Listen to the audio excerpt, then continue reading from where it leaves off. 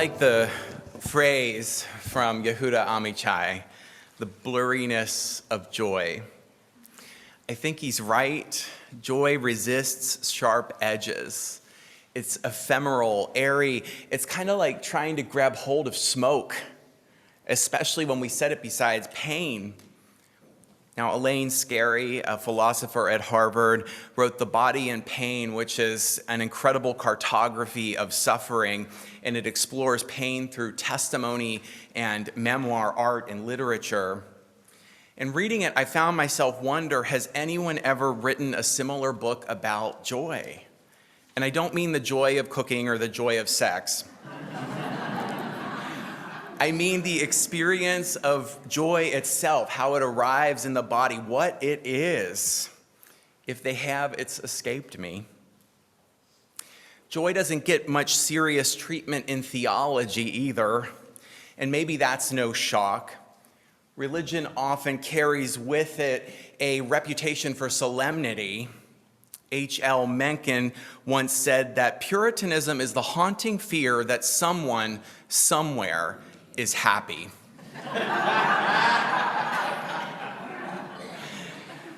It's hard to think of joy as a natural partner to that mindset.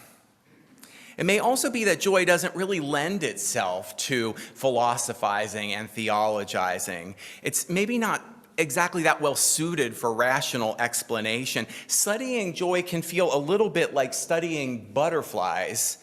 You pin one down, but only after you've killed it. To dissect joy is to risk draining it of its life. And yet I'm drawn to thinking about it, to trying to understand it, even trying to offer some kind of theology for it, because I have a feeling that there may be some of us here who are wondering if it still has a place in our lives, considering all of the dark and hard things that are happening in the world right now. A fellow activist and I were talking before a meeting, and something she said stuck with me. She said, "Sometimes I feel like I need permission to feel joy. With everything awful happening in the world, is it a selfish thing to be joyful?" Charles Matthews has written one of the few theologies of joy. And he begins his theology with a definition. It's dense, it's beautiful, almost too large for a single sentence. He writes, "We are always doxological creatures, called to recognize and exult in the vast gratuitous contingency of creation itself." What a mouthful.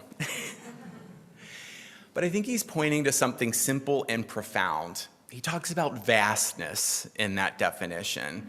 And joy is an experience of vastness in the particularity that we are confronted with in the world. It is in finding that particularity, it's a brushing against a too muchness of creation. It overwhelms us. We experience a particular moment, and often it is a very small moment. Actually, as I was driving here today, I was driving and this gust of wind came and blew snow off of branches, and it swirled in just this particular pattern. And there was this experience for me in seeing that particular moment where I just felt captured by it and almost opened and expanded to something beyond myself. It was almost like too big for the particularity of that moment. And that is what he's getting at here. Joy is risking something fuller and bigger and vaster. Even small joy, such as the warm weight of a child in your arms, it spills over the edges of itself. And what do we do when that joy pierces us? Matthew says that we sing. And maybe it's not with our voices, maybe we don't literally sing, but joy strains us to express it. A doxology, which is the word he used, is a song of praise. And what a perfect word for that overflowing impulse to say yes to that moment of joy that overtakes us. Praise is joy echoing out of us. We receive joy and we return it to the world as expression, as music. Joy is the fullness that overwhelms us. Joy echoes in the self as a song of praise. And then it's also true that the self doesn't choose joy, at least not exactly. We can invite it, we can cultivate it, we can seek out things that tend to make us joyful, but the experience itself isn't something that we command. We're not in charge of it. I might find great joy in sitting on a particular bench at a particular hour of the day, only to return the next day and discover that the joy simply didn't show up. In other words, joy rises from somewhere deeper than decision. We can certainly put ourselves in its path and hope that it visits, and we can also turn away from it, focusing our mind elsewhere when it does show up. But its arrival is not an act of will. When it comes, it overtakes us. We don't consent to the dam in our town being flooded, just so we don't consent to the moment that we are flooded by joy. When I imagine a soul that is willing to experience joy, I picture not an active soul, but rather a receptive one that allows, that opens, that gives itself over, a soul that surrenders, that becomes vulnerable and exposed, fragile before what Matthew calls the vast gratuitous contingency of creation. Joy is a fullness that overwhelms us. We cannot command it, but only allow it. Joy echoes as a song of praise. Charles Hartshorne was a towering figure in 20th century theology, and he also happened to be a Unitarian Universalist. His writings are dense, and he spent a lot of time pondering traditional theological problems. He talked about omnipotence and evil, being and becoming. But what's especially interesting to me about Hartshorne is that when he reached the end of his life, he started to write about joy. An avid bird watcher, he became convinced that the reason that birds sing wasn't because of a need to mate or to find food or to alert other birds of nearby predators. Instead, he believed it was because they felt joy and they wanted to sing about it. And I can't help but think that there's something significant about the timing in his life, that after all the philosophy, all of the concepts, after all of the words and words and words, after all the effort that he put into trying to explain God with reason, he landed on joy, a deep joy that pervades the world and induces birds to sing. If I believed in God, I might say that's what God is. It's the fullness of being that permeates the world and makes birds sing. It's a wholeness, a completeness, a moment that we don't feel that the world is broken and lacking, but is rather unbearably full, a fullness that permeates and penetrates, a rapture that eclipses itself, the unbearable wholeness of being that when we brush against it, the only thing that we can possibly do to express it is sing. Joy is the fullness that overwhelms us. We cannot command it, we can only allow it. Joy echoes as a song of praise.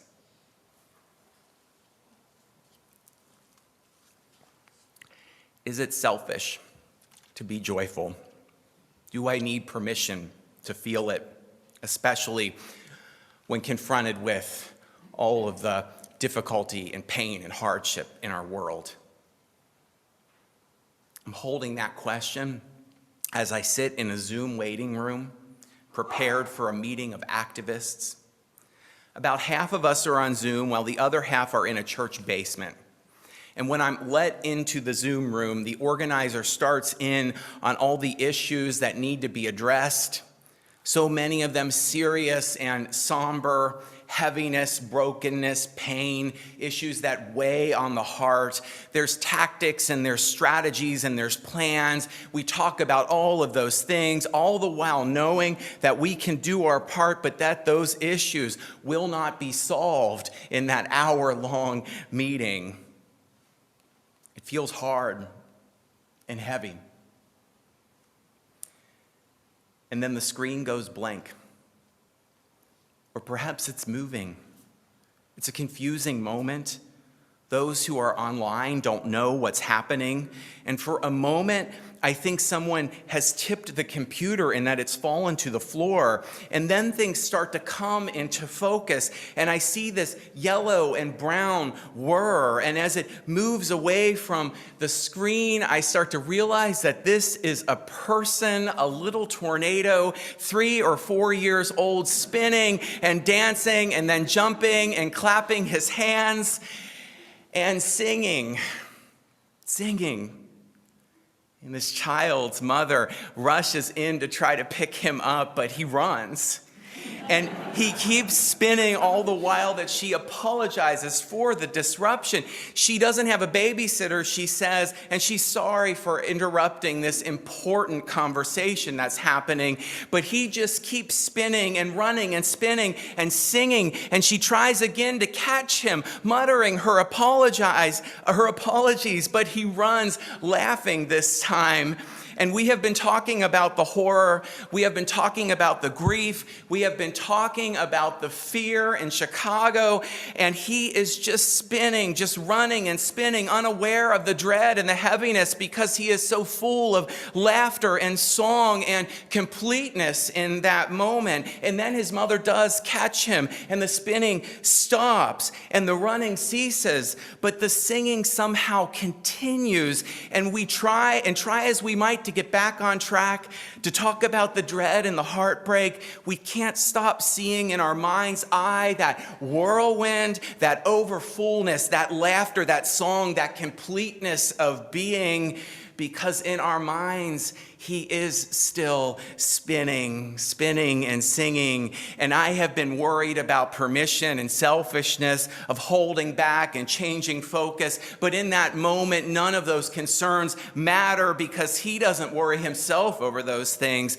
In our minds, he just keeps spinning and running and singing, breaking from his mother and running and singing, so that we are all clear that permission isn't ours to give after all, that the holy can show up in a disorienting rush, and that the only correct response to it, the only thing that we can possibly do in that moment, is to let it wash over us and then to sing back. Amen. And so we tell his mother that it's okay, that his running and his spinning didn't bother us. And one person says that we needed it, and others say that too. And then someone else starts to sing the child's song, and there's this shared moment in which the world isn't broken and in pain, or at least it's not only that, and is rather full of laughter and completeness and joy. And we are reminded, though we didn't ask to be reminded, that everything that we are doing, all of the activism and effort, it's worth it for this. All because, for a brief moment, someone, a child, allowed it, allowed joy to flood him, allowed it and then sang, allowed it and then sang, allowed it and then sang. Let us sing. Hymn number 29.